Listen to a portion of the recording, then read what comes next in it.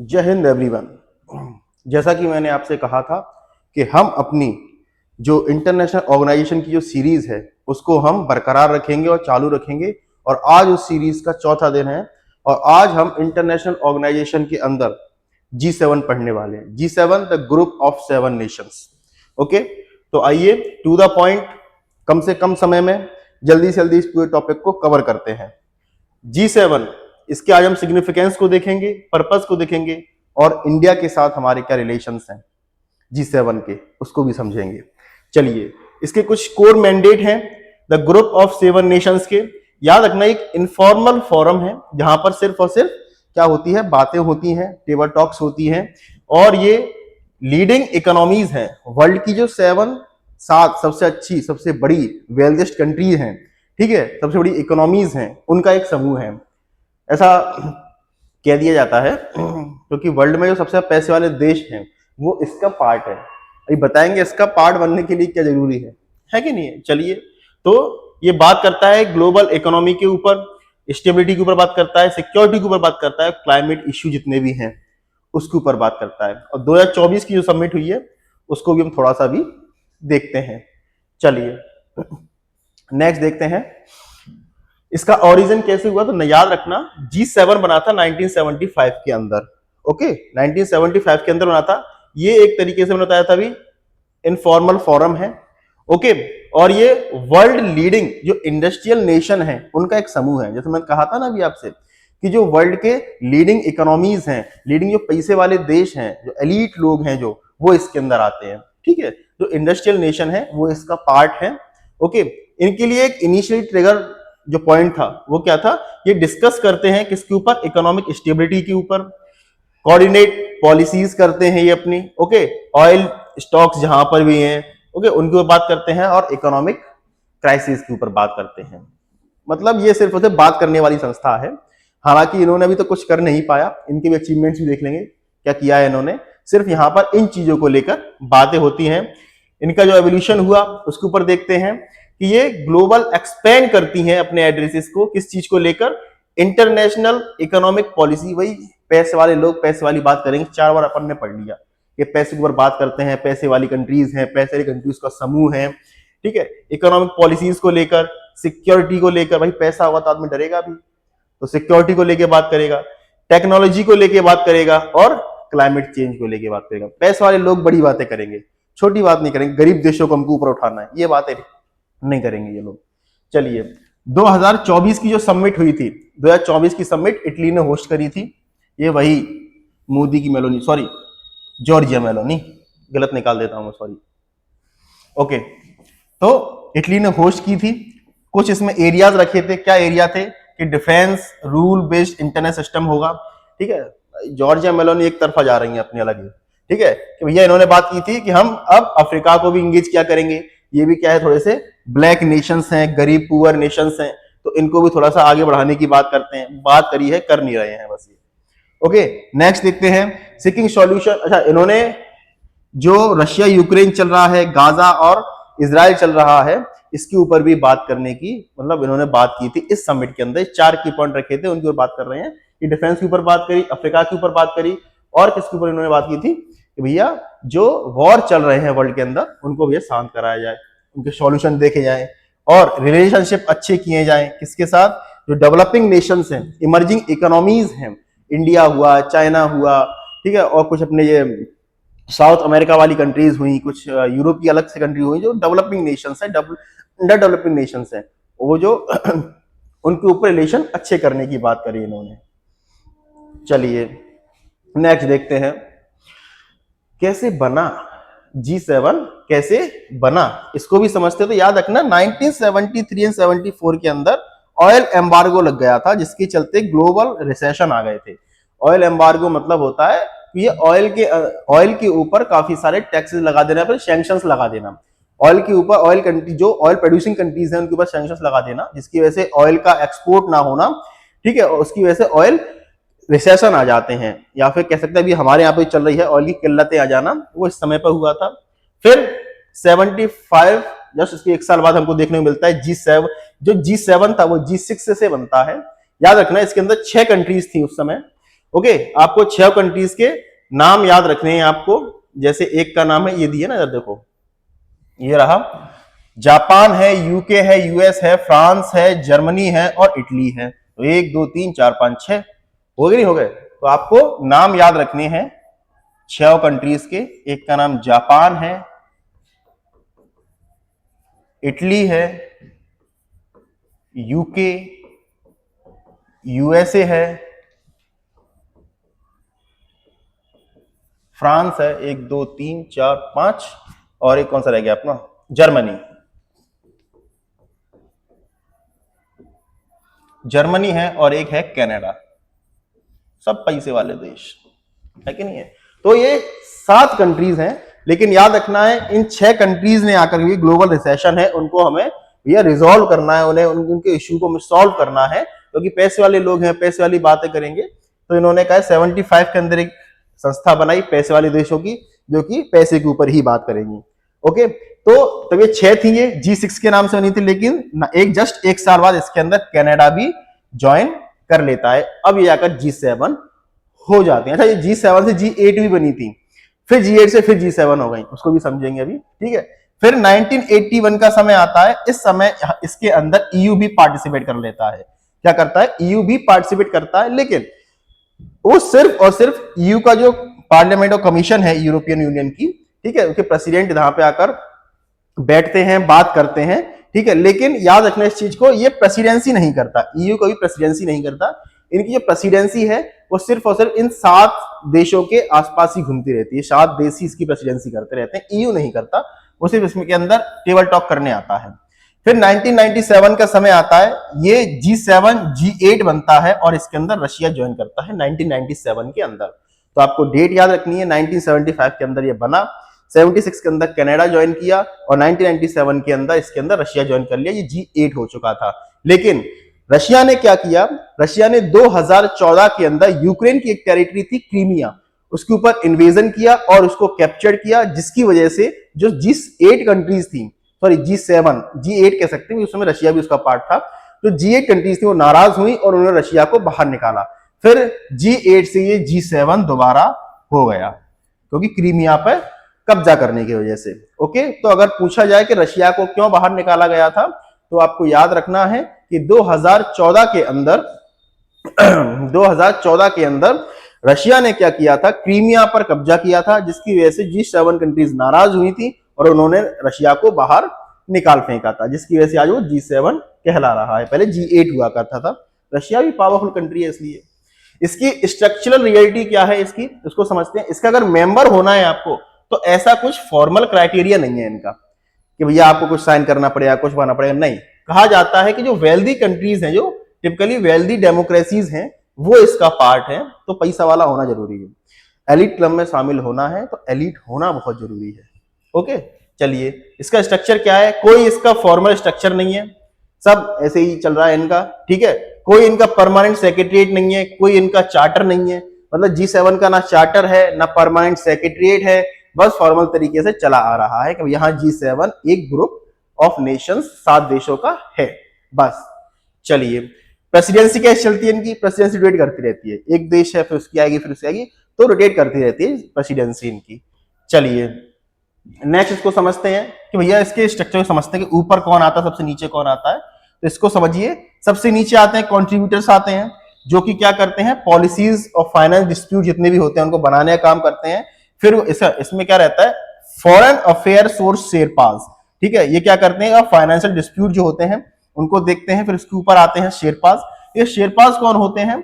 जो policy making का काम करते हैं और जितनी भी ये पूरी मीटिंग है, पूरी जितनी भी सबमिट हो रही है, उस सबमिट को मैनेज करने का काम ये शेरपास करते हैं। तो इनके हाथ में ज्यादा पावर्स रहती है। तो जितना भी G7 या फिर G20 चलती है ना, वो शेरपास की बदौलत ही चलती है, क्योंकि शेरपास ही होते हैं जो इसको पूरा हैंडल करके चलते हैं।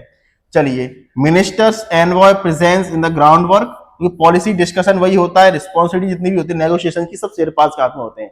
आपने देखा होगा कि 2 देश आए और दोनों ने क्या किया?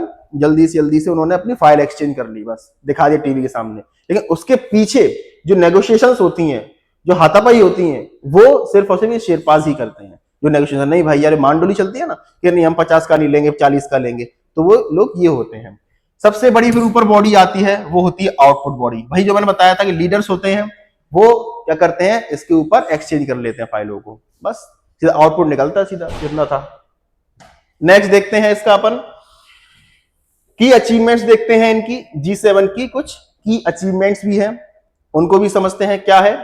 इकोनॉमिकल एंड पॉलिटिकल एजेंडा है, उनको समझते हैं। तो इकोनॉमिकल एंड पॉलिटिकल एजेंडा क्या है इनके ओवर द डेकेड। देखिए इकोनॉमिकल एंड पॉलिटिकल एजेंडा याद रखना, ये किस चीज पे बात करते हैं ज्यादातर, कि trade, global security, climate change and the advancement tech. मैंने आपको जैसे बताया था आपको कि भैया इनकी जो इकोनॉमिकल पॉलिटिकल एजेंडा, ये सिर्फ उनकी अचीवमेंट्स के अंदर ही काउंट किए जाते हैं। किया है नहीं किया है ये इनको ही पता है, वर्ल्ड को भी तो कुछ पता ही नहीं है, क्योंकि इनका कहना यही है कि भैया जो ट्रेड है, ग्लोबल है, सिक्योरिटी है, कहीं भी कोई दिक्कतें होती हैं, ट्रेड में होती हैं या फिर अपने क्लाइमेट में होती हैं चेंजेस, या फिर कहीं भी टेक्नोलॉजी में भी होती हैं, तो ये सारी चीजें ये देखती हैं। अब पता नहीं देखती है या नहीं, अभी तक तो समझ नहीं आया। ठीक है, ग्लोबल क्राइसिस रिस्पांस, जैसा कि हमने देखा था कि जो कोविड हुआ था, कोविड के टाइम पर क्या हुआ था कि इनका रिस्पांस बहुत कम देखा गया था, जिसकी वजह से क्या हुआ था, इनका क्रिटिसिज्म बहुत हुआ था, इनकी आलोचनाएं बहुत हुई थी, समझ आया। तो इसलिए क्या हुआ था, इनका जो ग्लोबल क्राइसिस के ऊपर रिस्पांस देना भी इनका काम है। ऐसा ये लोग कहते हैं कि हमारा काम क्या है, जो ग्लोबल क्राइसिस है, कहीं भी जियोपॉलिटिकल क्राइसिस चल रही है, रशिया ने इन्वेज कर दिया यूक्रेन के ऊपर, उसके ऊपर बात करना, कोविड-19 है, कोई पेंडेमिक है, उसके ऊपर बातें करना इनका काम है। लेकिन जब कोविड आया तब भी कुछ नहीं बोले, रशिया यूक्रेन हुआ तब भी कुछ नहीं बोले। ठीक है ना, G7 सिर्फ और सिर्फ नाम का ग्रुप है, बोलता कुछ नहीं है। कोविड-19 हुआ, कुछ सबसे पीछे रहा ये। अब रशिया यूक्रेन हुआ तब भी सबसे पीछे रहा। गाजा और अपना ये इजराइल हो रहा है, फिर भी सबसे पीछे रहा, है कि नहीं है। ईरान और यूएसए हो रहा है, फिर भी सबसे पीछे रहा। तो G7 कंट्रीज सिर्फ और सिर्फ नाम से कहती हैं कि हम ग्लोबल क्राइसिस के ऊपर रिस्पॉन्स करने के लिए बने हुए हैं, लेकिन ऐसा हमें कहीं दिखता नहीं है। याद रखना, रियलिटी अलग है और थ्योरी अलग है, जो हमें देखने को मिल रही है। नेक्स्ट है इनोवेशन इन गवर्नेंस। कहते हैं ये लोग कि हम एआई के अंदर प्रोसेस करेंगे, ठीक है, हिरोशिमा एआई जो प्रोसेस है उसको आगे लेके जाएंगे, हिरोशिमा की जो अंदर है, ठीक है। और टेक्नोलॉजी के ऊपर बात करने की बात करते हैं, जहां भी टेक्नोलॉजी एडवांसमेंट होता है तो हम ज्यादा से ज्यादा उसको बढ़ावा देंगे, और कोई गवर्नमेंट अपने आप को टेक्नोलॉजिकली एडवांस करना चाहती है, उसकी हेल्प करेंगे। चलिए, अभी तक तो करा नहीं है इन्होंने कहीं भी। नेक्स्ट देखते हैं कि जो करंट ग्लोबल शेयर है इनका, वो कितना है, 30% से ज्यादा। इनकी जो जीडीपी है ना, अगर सबको मिला दिया जाए, जो सातों नेशंस है ना, तो इनकी सातों नेशंस की जो जीडीपी होगी वो कितनी होगी, वो 30% से ज्यादा होगी वर्ल्ड की। तो वर्ल्ड की 30% जीडीपी ये 7 नेशंस होल्ड करके बैठे हुए हैं। चलिए, अच्छा, इनके लिए रिप्रेजेंटेशन क्राइसिस क्या है, जैसा मैंने बताया भी था आपको अभी, इनके ऊपर क्वेश्चन उठते रहे हैं डे बाय डे। ये डे बाय डे आपके ऊपर क्वेश्चन उठते रहे हैं कि कितने क्राइसिस है, आप उसके ऊपर कुछ बोल क्यों नहीं रहे हैं। ठीक है, चैलेंजेस क्या है इनके ऊपर, इनकी क्यों आलोचनाएं होती रहती है, इनका क्रिटिसिज्म क्यों होता है कि भैया ये कैसे हैं, प्रो कैपिटलिस्ट हैं, एलिट अप्रोच रखते हैं, और थोड़ा सा वेस्टर्न बाइस भी है ना। तो G7 का क्रिटिसिज्म इस चीज को लेकर होता है कि भैया आप कैसे हो, आप ज्यादा प्रो कैपिटलिस्ट हो, ज्यादा पूंजीवादी की तरफ आपका झुकाव कुछ ज्यादा ही है। दूसरा, आप मतलब कह सकते हैं कि आप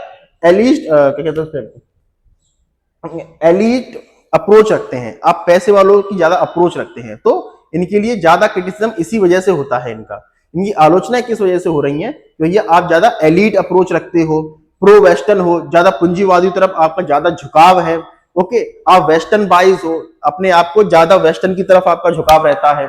ओके, आप वेस्टर्न की ज्यादा सोचते हो, हमारी नहीं सोचते। भाई और भी तो कंट्री है, ईस्ट में भी आपकी कंट्रीज हैं, उनको भी देखिए आप। तो इसीलिए इनका क्रिटिसिज्म होता रहा है। कुछ चैलेंजेस भी रहे हैं इनके लिए। क्या चैलेंजेस रहे हैं, जैसे कि ब्रिक्स है, ठीक है, जो India, China, Brazil, Russia, south Africa का जो एक ग्रुप है ब्रिक्स, वो इनके लिए एक चैलेंज बना हुआ है। चलिए, नेक्स्ट है इकोनॉमिक अनसर्टेनिटी। इकोनॉमिक अनसर्टेनिटी क्या है इनके लिए, सिस्टमेटिक इशू है इनके पास। क्या है कि भैया इनके पास इकोनॉमिक ग्रोथ इनकी स्लो होती जा रही है, rise in inequalities, ageing population. बढ़िया एग्जांपल बताऊं मैं इसका, इटली है। इटली के अंदर क्या है, अभी लेवल ऑफ पब्लिक डेट ज्यादा है। इटली के अंदर अभी लोगों के पास कर्जा ज्यादा है, जिसकी वजह से उनकी इकोनॉमिक ग्रोथ जो है वो स्लो होती जा रही है। इकोनॉमिक ग्रोथ उनकी स्लो होने के कारण, क्योंकि उनके पास डेथ ज्यादा है, डेब्ट ज्यादा है, इसकी डेथ ज्यादा होने के कारण उनकी ग्रोथ स्लो होती जा रही है। नेक्स्ट है एग्जांपल दूसरा देखते हैं, जैसे जापान है। जापान की जो डेमोग्राफी है वो बहुत जल्दी चेंज होती जा रही है, क्योंकि उनके यहाँ पे डेमोग्राफिक चेंज बहुत ज्यादा देखने को मिल रहा है हमें। जापान के अंदर क्योंकि ज्यादातर जो पॉपुलेशन है वो बूढ़ी पॉपुलेशन है, एजिंग पॉपुलेशन है। तो G7 कंट्रीज में कुछ कंट्रीज ऐसी हैं जो ज्यादा से ज्यादा चैलेंजेस फेस कर रही हैं। इटली हुई और जापान हुई। इटली क्यों कर रही है? क्योंकि इटली के पास लोगों, इटली के अंदर जो पॉपुलेशन रहने वाले देश हैं, वो रहने वाली जो सिटीजन्स हैं, उनके पास कर्जा ज्यादा है, डेट ज्यादा है, इसलिए उनकी इकोनॉमिक ग्रोथ स्लो है। और दूसरा, जापान के अंदर एजिंग पॉपुलेशन ज्यादा है, इनके पास बूढ़े लोग ज्यादा हैं, इसकी वजह से इनकी पॉपुलेशन ग्रोथ भी स्लो होती जा रही है। ये कुछ चैलेंजेस हैं इनके लिए। नेक्स्ट है इनके लिए लिमिटेशन एंड चैलेंजेस, जो क्लाइमेट एंड ग्लोबल हेल्थ को लेकर बात करते हैं ये लोग। जैसा कि पहला है सिग्निफिकेंट डिफरेंस है इनका, क्योंकि चक्कर क्या है, ये लोग क्या भी नेशनल प्रायोरिटीज को पहले रखते हैं, मेंबर्स कंट्रीज को नहीं। ये रखते हैं कि भैया नेशनल इंटरेस्ट पहले, वो हर देश के लिए रहता है, इनके लिए नहीं, तो नया नहीं है, वो हर कंट्री के लिए रहता है। ये सब हर कंट्री ये चाहती है कि क्या हो कि भैया कि हमारा देश पहले आगे बढ़े। तो ये थोड़ा सा इनके बीच में क्या है, एग्रीमेंट एंड मीनिंगफुल इश्यूज हैं, क्योंकि इसका रिजल्ट क्या निकलता है, agreeing meaningful unfilled actions of climate changes and remain highly changing. तो क्या है चैलेंजिंग कि ये पहले अपने देश की प्रायोरिटीज को, नेशनल प्रायोरिटीज को पहले रखते हैं, ना कि मेंबर्स कंट्रीज को। इसलिए क्या है, कई बार इनके बीच में डिसएग्रीमेंट भी होते हैं, जैसा कि आज हमको देखने को मिल रहा है। G7 कंट्रीज में कोई भी वॉर में नहीं है, छोड़कर यूएसए, है कि नहीं है। तो ये नेशनल प्रायोरिटीज को पहले रखते हैं। अच्छा, इनके लिए क्या था, जो कोविड-19 जो पेंडेमिक था, उस समय बहुत ज्यादा इन्हें जरूरत थी किस चीज की, वर्ल्ड को जरूरत थी इनके साथ कि इंटरनेशनल कॉपरेशन हो। क्या हो, इंटरनेशनल कॉपरेशन हो। लेकिन सहयोग तो इन्होंने दिया नहीं, तो G7 को फेस करनी पड़ी काफी सारा क्रिटिसिज्म, क्योंकि भैया आपका स्लो रिस्पॉन्स रहा है, और जो आपके 7 कंट्रीज हैं उन्होंने वैक्सीन का डिस्ट्रीब्यूशन अनइवन तरीके से किया है। तो इनके ऊपर इस तरीके से ही बहुत ज्यादा एलिगेशंस लगते रहे हैं। तो याद रखना, कोविड के टाइम पर भी इनका रिस्पांस काफी ज्यादा स्लो रहा है, जिसकी वजह से इनको क्रिटिसिज्म झेलने पड़ रहे हैं, आलोचनाएं झेलने को मिली है। इसका रिजल्ट क्या मिला है इनको कि भैया ये ब्लॉग जो भी है वो एक तरीके से अनफेयर है। कैसा है ये, ग्लोबल जो फ्यूचर ग्लोबल पैंडेमिक्स आएंगे उनमें ये कर नहीं, अच्छे से खड़ा नहीं हो पाएगा, और ये एक तरीके से अनफेयर ग्रुप है। ये इसके अंदर बातें निकल कर आई। नेक्स्ट देखते हैं हम कि भैया limitation and challenges geopolitical and China rise. China बहुत जल्दी राइज कर रहा है, उसकी इकोनॉमिक एंड पॉलिटिकल पावर बहुत जल्दी ऊपर बढ़ती जा रही है, इसलिए geopolitical tension and divergent interest इनके। तो जो मेंबर्स कंट्री हैं उनके अलग अलग जियोपॉलिटिकल प्रायोरिटीज है। जैसे यूएसए है, यूएस इस चीज पर फोकस कर रहा है कि चाइना कहीं हमसे बाहर ना जल्दी आगे ना निकल जाए, है नहीं है। तो याद रखना है G7 कंट्रीज के अंदर जो मेंबर्स हैं उनकी प्रायोरिटीज कैसी हैं, उनकी प्रायोरिटीज डिफरेंट डिफरेंट हैं। यूएसए की प्रायोरिटीज क्या है भाई, चाइना हमसे आगे ना निकल जाए कहीं। ओके, यूरोप की प्रायोरिटीज क्या है, उनकी प्रायोरिटीज हैं कि भैया यूक्रेन के अंदर जो वॉर चल रहा है वो खत्म हो जल्दी से जल्दी। ओके, तो सब अपने अपनी प्रायोरिटीज लेकर बैठे हुए हैं, सबकी प्राथमिकताएं अलग है। चाइना के लिए क्या है भैया, चाइना बहुत जल्दी चाइना की जो इकोनॉमिक एंड पावर है, जो पॉलिटिकल पावर है, वो बहुत जल्दी राइज कर रही है नहीं। तो ये सबके लिए दिक्कतें बना हुआ है। द थ्रेट, चाइना का जो बेल्ट एंड रोड इनिशिएटिव है, ये सबके लिए कैसा है, एक तरीके से डेथ ट्रैप की तरह काम करता है। चाइना का जो BRI प्रोग्राम है, बेल्ट एंड रोड इनिशिएटिव, वो क्या है, वो सबके लिए डेथ ट्रैप का काम कर रहा है। डेथ ट्रैप का मतलब है ये सबको कर्जा देता है और हाई इंटरेस्ट पे कर्जा देता है। जब ये कंट्रीज कर्जा नहीं चुका पाती हैं, ब्याज भी नहीं दे पाती हैं, तो उनकी कोई ना कोई टेरिटरी को एक्वायर कर लेता है। इसका जीता जागता एग्जांपल है हम्बनटोटा पोर्ट। कहाँ का, श्रीलंका का हम्बनटोटा पोर्ट। ऐसे ही श्रीलंका को इन्होंने कर्जा दिया, और जब कर्जा नहीं दे पाए, वो लौटा नहीं पाया श्रीलंका, तो उसका एक पोर्ट था हम्बनटोटा, उसको कैप्चर कर लिया, 99 सालों की लीज पर ले लिया। ये इनका डेथ ट्रैप से दुनिया डरी हुई है। तो ये एक तरीके से G7 के लिए भी थ्रेट बना हुआ है, वो हर कंट्री के साथ ऐसा ही कर रहा है। चलिए, G7 के लिए काउंटर मेजर्स क्या है कि उन्होंने लॉन्च किया है अपना PGI क्या था बेटा, PGI को समझते हैं हम, ये है partnership for global infrastructure and investment program. 2022 की समिट में इसको लाया गया था, सस्टेनेबल इंफ्रास्ट्रक्चर था ये, और इन्वेस्टमेंट प्लान था ये। क्या था? इन्वेस्टमेंट प्लान था ये, कि भैया आप आइए और हमारे यहाँ पर एक सस्टेनेबल इन्वेस्टमेंट प्लान लेकर आइए और उसमें इन्वेस्ट कीजिए हमारे G7 कंट्रीज के अंदर। कुछ लिमिटेशंस हैं इसकी, कुछ चैलेंज हैं जो कि इंटरनल और डीग्लोबलाइजेशन को लेकर है। देखो, इंटरनल डिसएग्रीमेंट बहुत ज्यादा है इनके अंदर, जैसा कि हमें देखने को मिल भी रहा है कि G7 कंट्रीज के अंदर इंटरनल डिसएग्रीमेंट बहुत ज्यादा ही है। जैसे यूके फ्री ट्रेड एग्रीमेंट करता है, ठीक है, फ्रांस फ्री ट्रेड एग्रीमेंट करता है, लेकिन यूएसए को पसंद नहीं है, कनाडा को पसंद है, कनाडा भी फ्री ट्रेड एग्रीमेंट करके चला गया, ठीक है, बाकी और कंट्रीज को पसंद नहीं है। तो याद रखना है कि जो ग्लोबल ट्रेड है, क्लाइमेट पॉलिसीज है और डिप्लोमेटिक रिलेशंस है, यूएसए चाहता है ये सारी चीजें मेरे हिसाब से हो, और यूरोप वाली कंट्रीज चाहती हैं ये सारी हम अपनी इंडिविजुअल के हिसाब से हो। तो इनके अंदर जो रीजनल इंटरनल डिसएग्रीमेंट है वो कुछ ज्यादा ही है, जो अभी देखने को मिल रहा है कि भैया कि जो यूएसए है ये कहता है अपने G7 कंट्री से, आ जाओ मेरे साथ, आ जाओ, हम वॉर करते हैं किसके साथ? ईरान के साथ, लेकिन नहीं, सबने मना कर दिया। तो इंटरनल डिसएग्रीमेंट किसी किसी चीज को लेकर बहुत ज्यादा है। तो यूएस का एडमिनिस्ट्रेशन चाहता है कि ये हमारे हिसाब से वो चले, वो चाहते हैं हमारे हिसाब से चले। ये भी राजा नवाब लोग रहे हैं ना, इसलिए नवाबी नहीं जाती इन लोगों की, यूरोप वालों की, ठीक है। डीग्लोबलाइजेशन, ये वर्ल्ड ग्लोबलाइज्ड होना जा रहा है, लेकिन जो G7 है वो डीग्लोबलाइज्ड होती जा रही है, अपने आप को कम करती जा रही है। वो चाहती है कि नहीं, हम आगे ना बढ़ पाए। आगे क्या? वो यूएसए नहीं बढ़ने दे रहा है इनको, सीधी सीधी बात है। तो ये ग्रोइंग ग्लोबल ट्रेंड जितने भी हैं वो शिफ्ट करते जा रहे हैं इंटरनेशनल इकोनॉमिक इंटीग्रेशन की तरफ, okay, and movements toward the nationalist policy. और सबके सब कहां जाते आ रहे हैं कि भैया जो हमारी नेशनलिस्ट पॉलिसी है, हम उसकी तरफ उनका झुकाव ज्यादा है, ना कि किस तरफ है उनका झुकाव ज्यादा ग्लोबलाइज होने का, अदर कंट्री के पास भी जाए, वो ऐसा नहीं होते जा रहा है। चलिए नेक्स्ट देखते हैं इनका।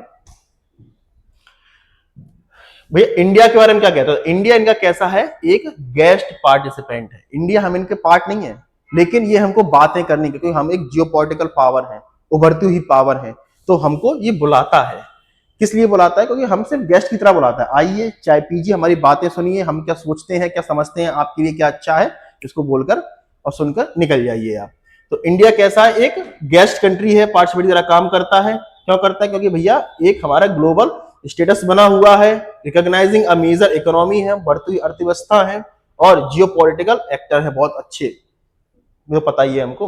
तो इकोनॉमिक सिग्निफिकेंस, इंडिया के पास अच्छी मार्केट है ना, कि इंडिया के पास क्या है? अच्छी मार्केट है, और हम डिजिटली कैसे होते जा रहे हैं? बढ़ते जा रहे हैं, इसलिए इंडिया का इंपॉर्टेंस ज्यादा रखा है, इसलिए इंडिया को थोड़ा सा महत्व देते हैं ये लोग।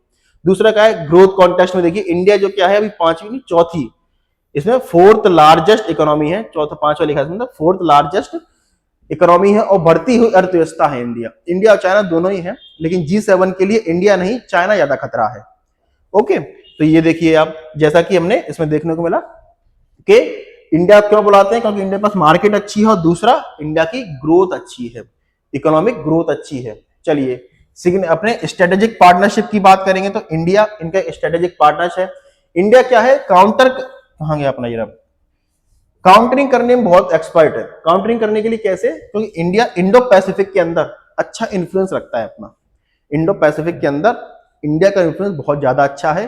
तो G7 ये चाहती हैं कि इंडिया का इन्फ्लुएंस बरकरार रहे, और ये जो कंट्री है चाइना, इसको काउंटर करती रहे, ठीक है। तो इसलिए भी इंडिया का बना रहता है।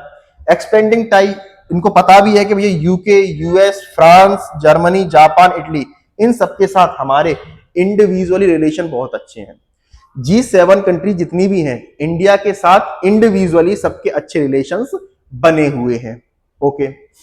गोल क्या है भैया? इंडिया एक ही चीज लेके चलता है कि स्टेबल मार्केट हो, ठीक है, सस्टेनेबल डेवलपमेंट हो, और एडिटेबल गवर्नेंस हो, इक्विटेबल गवर्नेंस हो। कैसा हो? इक्विटेबल गवर्नेंस हो।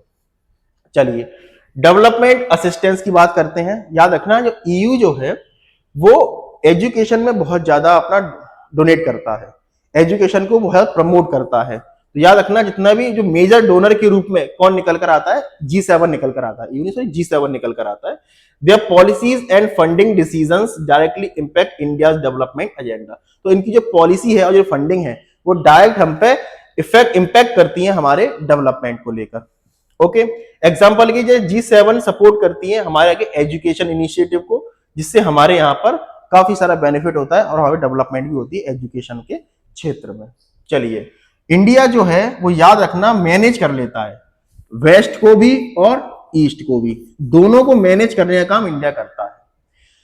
इंडिया अपने हिस्टोरिकल टाइज को लेकर काफी ज्यादा फेमस है, क्योंकि वो रशिया को भी बैलेंस करता है, चाइना को भी बैलेंस करता है, और इसी तरफ हमें देखने को मिलता है कि वो अपने यूके, यूएस, जो यूरोपियन कंट्री है, वेस्टर्न कंट्रीज हैं, उनको भी क्या करता है, बैलेंस करने का काम करता है। ईस्ट और वेस्ट दोनों को बैलेंस इजीली कर लेता है इंडिया, जो हमें आज की डेट में हमें देखने को मिल रहा है। इतने सैंक्शंस लगाने के बाद, इतने टैरिफ लगाने के बाद भी आज हम बैलेंस कर ले गए। ओके, तो ये भी है। ओके, तो याद रखना है आपको, तो बैलेंसिंग एक्ट की तरह काम करता है, मीनिंग मेंटेनिंग स्टेबिलिटी, तो याद रखना है इस चीज को। तो इसेंशियल है ये, जियोपॉलिटिकल शिफ्ट हमारा काफी अच्छा है ग्लोबल के अंदर, वर्ल्ड के अंदर, तो इसी वजह से क्या है, बैलेंसिंग ग्लोबल रिलेशनशिप इंडिया की काफी अच्छी है, इसीलिए G7 के हम क्या है, गेस्ट मेंबर के रूप में काम करते हैं। चलिए नेक्स्ट और देखते हैं, नेविगेटिंग इंडो पैसिफिक डायनामिक्स। मैंने क्या बताया था, इंडो पैसिफिक के अंदर हमारी अच्छी थोड़ा पकड़ है, जिसकी वजह से इंडिया बेटर मतलब चाइना को काउंटर करने में अच्छी भूमिका निभा सकता है। ठीक है, इंडिया का इन्फ्लुएंस बहुत अच्छा है इस रीजन के अंदर। ओके, तो crucial maintaining dedicated balance among the China. देखो इसके अंदर यूएस और चाइना दोनों को इस रीजन के अंदर स्टेक होल्डर अपना लेके चलते हैं, यूएस और चाइना, लेकिन इंडिया का इन्फ्लुएंस ज्यादा है, इसकी वजह से इंडिया भी इस एरिया के अंदर, इंडो पैसिफिक के अंदर अपना एक प्रभुत्व रखता है, अपनी एक इंपॉर्टेंस रखता है। चलिए, G7 influence global climate policy. चलिए, क्लाइमेट चेंजेस लीडरशिप, जितनी भी वर्ल्ड के अंदर क्लाइमेट चेंजेस से बात होती है, वहां इंडिया पहले नंबर पे आता है, क्योंकि भैया इंडिया अपने आप को बताता है कि भैया हम रिड्यूस करेंगे एमिशंस को। ओके, और क्लाइमेट इंपैक्ट जितने भी हो रहे हैं उनके ऊपर बात करने के लिए इंडिया सबसे पहले आता है। हमने बता भी रखा है कि 2070 तक हम पूरी तरीके से हम ऑयल फ्री हो जाएंगे, कहने का मतलब हम रिन्यूएबल एनर्जी पे शिफ्ट हो जाएंगे, कहने का मतलब पूरा। ठीक है, 2070 तक रिन्यूएबल एनर्जी पे शिफ्ट हो जाएगा इंडिया पूरा। तो 2019 में हमने एक माइलस्टोन रखा कि इंडिया ने अटेंड की जी समिट 2019 के अंदर, उसके अंदर गुडविल पार्टनरशिप के अंदर हम आते हैं, तो प्राइम मिनिस्टर पार्टिसिपेट करते हैं और बात करते हैं climate, biodiversity and oceans and digital transformation के अंदर। 2019 वाला आपको याद रखना है। फ्यूचर ट्रांजिस्टरी क्या है अपने लिए, कि पोस्ट जब G20 समिट हुई थी, तो इंडिया ने एम रखा था कि भैया हम ग्लोबल साउथ को रिप्रेजेंट कर रहे हैं और क्लाइमेट चेंज को डिस्कस करेंगे। तो इंडिया एक तरीके से किसी भी समिट के अंदर ग्लोबल साउथ का लीडर निकल के आता है, ग्लोबल साउथ की बातें करता है, ग्लोबल साउथ को ऊपर ले आने की बात करता है। ग्लोबल साउथ मतलब डेवलपिंग एंड डेवलप्ड नेशन, जो अंडर डेवलपिंग नेशंस है उनकी बात करता है, और जो क्लाइमेट चेंज डिस्कशन है उनके ऊपर बात करता है। चलिए नेक्स्ट देखते हैं इसकी समरी। यहां तक अपना G7 खत्म हुआ, इसकी समरीज देख लेते हैं। 1975 में बनकर आए G6 के नाम से, किस लिए, इसने इकोनॉमिक क्राइसिस के ऊपर बात करने के लिए, जितनी भी हो रहे हैं कहीं भी, ठीक है, उसको देखता है। हैज सिंस द इवॉल्व, ठीक है, कॉम्प्रिहेंसिव एंड कमिटीज, वही सारी बातें सिक्योरिटी, क्लाइमेट, टेक, इनके ऊपर बात करने के लिए निकल कर आया। ये मैकेनिज्म पावर है, कोई चार्टर नहीं है, कोई सेक्रेटरिएट नहीं है, बस ऐसे ही चलता जा रहा है। मॉडर्न लिमिटेशंस क्या है, कि भैया वही 30% है, लेकिन इनके पास एजिंग पॉपुलेशन ज्यादा है, ठीक है, बहुत सारी चीजें हैं, इनके पास डेट ज्यादा है, तो इस चीज के ऊपर लिमिटेशंस है काफी सारी, और काफी सारा कह सकते हैं इनके ऊपर कि कर्जा वर्जा ज्यादा होने के कारण ये आगे बढ़ नहीं पा रहे हैं, इनकी जो ग्रोथ है वो स्लो होती जा रही है। और इंडिया एक तरीके से इनके लिए कैसे काम कर रहा है, काउंटर वेट की तरह काम कर रहा है, तो इंडिया के सहारे ये चल रहे हैं। चलिए, कल हम एक नया टॉपिक करेंगे। अगर आप यहां तक आए हैं तो भाई लाइक कीजिए, सब्सक्राइब कीजिए और शेयर जरूर कीजिए। बाकी का हम कल करते हैं। और आज आपको अगर किसी डाउट हो, किसी कमेंट बॉक्स में जरूर डाल देना आप अपना। अगर किसी भी तरह का डाउट हो आपको, तो कमेंट बॉक्स में जरूर अपना डाउट टाइप कीजिएगा, मैं आपको जरूर बताऊंगा। नेक्स्ट कल की क्लास हमारी कंटिन्यू रहेगी, 5वीं क्लास, जो भी इंटरनेशनल ऑर्गेनाइजेशन होगी मैं उसके ऊपर लेकर आऊंगा। Thank you so much.